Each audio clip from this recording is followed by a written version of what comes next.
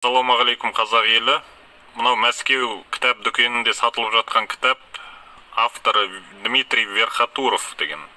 Казахский геноцид, которого не было деп аталады екен. Бұл кітапта автордың жазуы бойынша геноцид болмаған екен, қазақтарды қырмаған екен Совет өкіметі. Мына кітаптың артында жазылған жазу. Автор, крупный специалист по истории СССР сталинского периода, доказывает в своей книге тезис, что голод КАЗ-СССР в 1932-1933 годах организовали баи, дейді.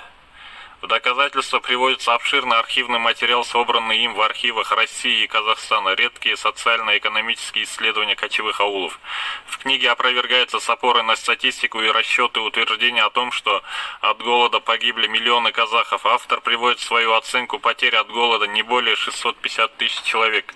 Миф о голодоморе в Казахстане не только глубоко искажает историю советского Казахстана, но и клевещет на казахов как на нацию. Бұл кітап туралы айтатын болсақ, мен бұл кітапты оқыған емеспін, оқығым да келіп тұрған жоқ. Бұл кітап қып-қызыл өтірік.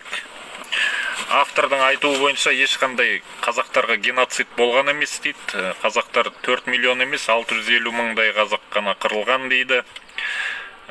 Қазақты қырған кеңес үкімет емес, қазақтың байлары деп жазған екен. Ол туралы айтатын болсақ, байлар қазақты қыруы мүмкін емес, себебі бір бай бір ауылды бағып отырған. Тарихымызға үңілсек, ол ауылда өзінің рулас ағайындары тұрған. Байлар өзінің халқын қыруы мүмкін емес. Жалпы кеңес үкіметі бізге байларды бір оңбаған жексұрын адам қылып миымызға құйды. Содан бері мысалға бұрын ата-бабаларымыз есімдеріне бай деген тіркес жалғайтын. Қазір сол бай деген тіркесті қоспайтын да болды қазақтар. Мысалға Темірбай, Мырзабай деген сияқты есімдер болатын бұрын. Қазір ондай есімдер жоқтың қасы. Жалпы ерлі зайыпты адамдар қазақтарда байым қатыным деп сөйлеген. Қазір бай мен қатынды бір дөрекі жаман сөз сияқты көретін болды қазақтар. Ол да жаңағы кеңес үкіметінің пропагандасы.